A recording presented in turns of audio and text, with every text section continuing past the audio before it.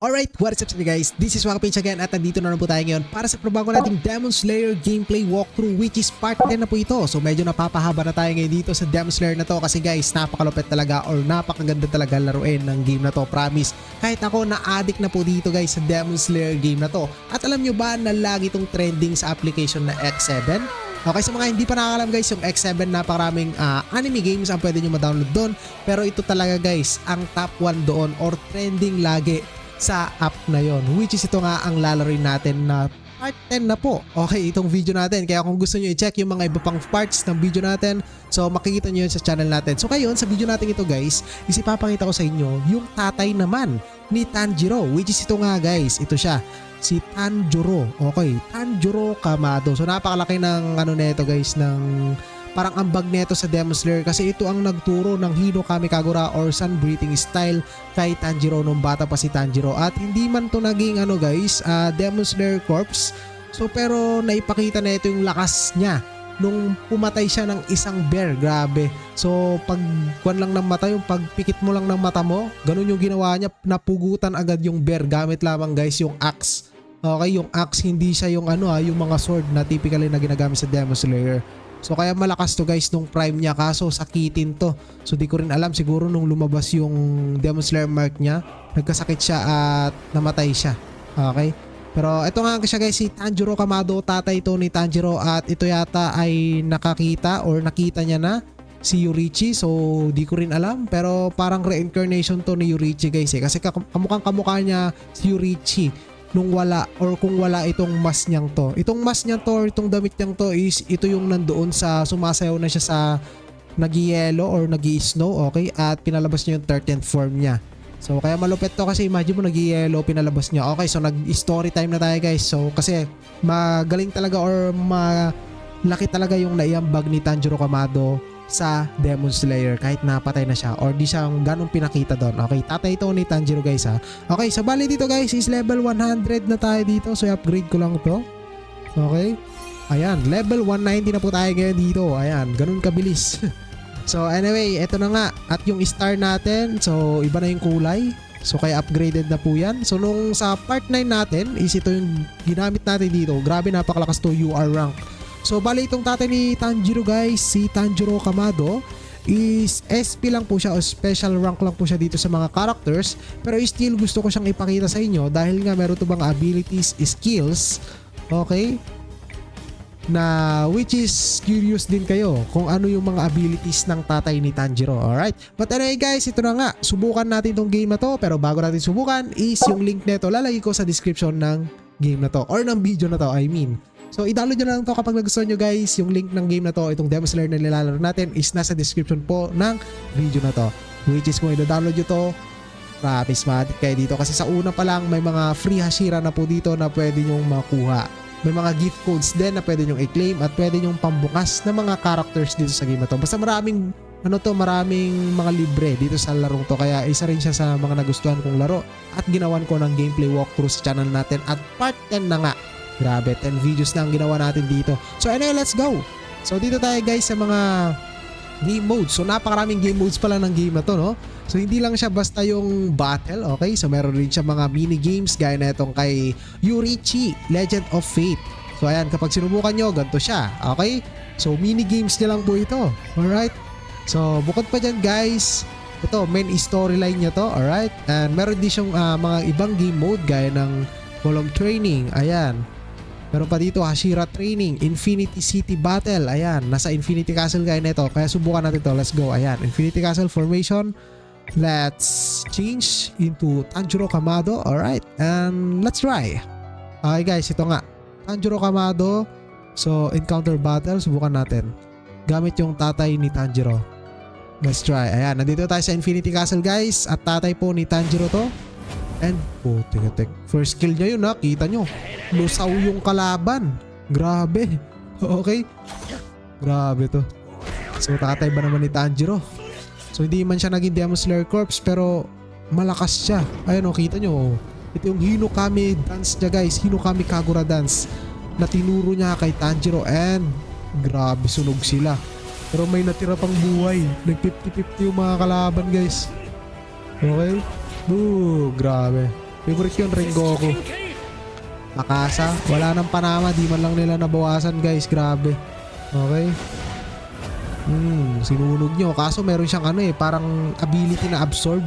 Yan, absorb nyo yung atake na itong Tanjiro. Alright, so ganito yung gameplay na ito guys. So kung hindi kayo familiar sa mga ganitong game, so sa una medyo maboboard kayo, pero kapag na-unlock nyo na yung mga iba't ibang klase ng characters dito, lalo kung fan kayo ng Demon Slayer, promise may enjoy nyo to. And boom, grabe, nilusaw niya si Akasa. Ayan, patay ka ngayon. Nag-ultimate pa nga. Ito yung parang pinaka-ultimate niya ngayon dito eh.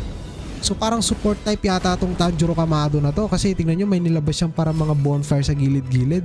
So dito guys, okay, select Vitality. Support nga yata to guys, okay. So ito yung kagandahan dito kasi ayan, may mga game mode siya. So bali itong nilalaro or pinapakita ko sa inyo, game modes niya lang po ito. Okay, sa mga events niya, ayan, medyo sumasakit na yung kalaban. Kanina nalulusaw niya yung kalaban, ngayon medyo nahirapan na siya sa pag-atake. So at least naipakita ko sa inyo guys yung mga iba't ibang klase ng malalakas na character dito sa game na to. Alright. Good. So basta kung da-download nyo to guys, recommended ko sa inyo. At hindi lang naman ito yung pwede nyo ma-download dun sa application na yun, kundi napakarami pang iba't ibang klase ng laro. Alright. Oh, tigatik sinunog dyan guys oh. So ganda rin ng animation. Alright. Si Rui ata yun. Okay. So ika-anim na Upper Moon. Akasa, ikatlong Upper Moon. Wala, di nila mabawasan. Napakalakas guys. Ayan. Grabe, ganun pala yung attack niya, no? Sinusunog niya. Alright. Wala, di nila mabawasan, no? Kahit Akasa, hindi. Ayun na naman. Ayan, nagmili na siya. Umatake na siya sa short range. Ayan, may mga bonfire sa gilid nyo. Parang heal yata yun. Alright. Sunog. Grabe, ang lit ni Nezuko dito. Maawa ka naman, anak mo yan, Tanjiro. Kapatid yan ng anak mo si Tanjiro. Kaso sinunog niya na gagi. Ayan, sunog. Panalo. Okay guys, so I think i-skip ko na to. So meron pa dito mga ibang game modes gaya ng kung gusto nyo mga totoong tayo makakalaban nyo. So hindi tayo tao. So meron dito guys, arena. So dito sa competition, mga totoong tao po pwede nyo makalaban dito. Which is ito nga, meron ditong rank match, championship match. So di ko pa nasusubukan itong mga to. Enter na tayo dito. Rank 6 pala tayo dito sa arena guys eh. Okay, subukan natin dito. Ay wait lang, gamit natin si Zenitsu po. Tigitik. So panalo tayo. Na-skip ko eh. So wait lang. Dito tayo sa championship match. Ay wait lang, hindi natin napapalitan yung ano niya eh. Yung formation. Ayan. Ito, line up natin to. Let's go. Subukan natin. Grabe, lalakas. Ito guys, subukan natin. Ay, ba't ito na naman? Si Zenitsu talaga favorite. Sinelect ko na to eh. Siyempre, panalo tayo dito guys. Ay, talo. Okay lang yan. So, dito tayo na lang sa arena na lang. Arena. Okay. And then, ito ulit yung kalaban natin eh. Malakas na to eh. Refresh nga natin. 2-1. Meron po mahina dito. Okay. Para lang may pakita ko sa inyo. Ito siguro kaya to ni tatay ni Tanjiro. Alright. Let's go. Alright. Free challenge. Challenge natin to. Okay guys. Kaya-kaya na ito. Ay. Tigatik. May ganito pala tayo. Kaya niyang masakin yan. Wala na. Durug. May ganun pala tayo guys. Kaya dapat yung medyo masakit yung iselect natin dito. Alright. So ito, itong baby. Let's go. Kaya siguro na ito. Okay, let's go. Tatay ni Tanjiro guys. So arena po ito. Rank 6 tayo dito. International. And kaboom. Tigatik sunog. Alright. Patay. So ayun guys. Dito sa arena is rank po tayo dito. International. Rank 5. Kita nyo guys. Leaderboard po yan. Hindi lang po ito sa Pilipinas, kundi sa China, Vietnam. Ayan. Makikita nyo guys, number 5, Waki PH. Ganun tayo kalakas dito. So lalakas pa tayo kapag mas lalo tayo nag-grind.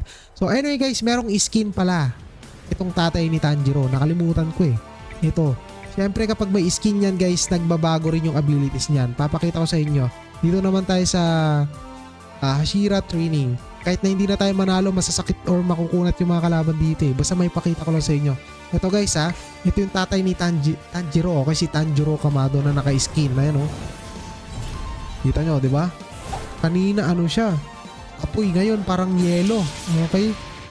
Parang naging winter yung ginawa niya ngayon. Parang si Doma, yung second upper moon na Hashira. Okay? Alright, misbreathing, fart breathing, utot breathing. Okay, ito na guys. Ang tatay ni Tanjiro. Ayan yung kanina yung umiikot siya, diba? Gumagawa siya ng Hinokami dance. Ngayon naman is ito. Oh, tikitek. Lupit. Naging yellow po. So maganda yung mga skin dito guys. So para naman siguro hanggang dito na itong gameplay natin. And talo tayo dyan kasi malalakas talaga dyan sa Hashira training. Okay. So ayun guys, at least naipakita ko sa inyo ang tatay ni Tanjiro. Naka-skin pa po yan pero ito yung normal niya dito. Si Tanjiro Kamado na level 190. So sa next video natin guys, subukan natin to si Yorichi. Sa tingin ko, level 250 na po. Ayan, na-unlock na rin natin to. Yorichi talaga ang pinakamalakas sa Demon Slayer. Kahit na si Muzan, kahit anong final form ni Muzan, di matatalo. Kahit ito guys, upper rank 1 na Kokoshibo, kapatid ni Yorichi, hindi nila matatalo to guys. Kapag doon sa mismong story. Alright, kaya malupit. Subukan natin yan. Pero ito talaga pinaka-favorite ko ngayon dito kasi napakalakas ng Zenitsu na final form. Okay, Zenitsu Thunderclap.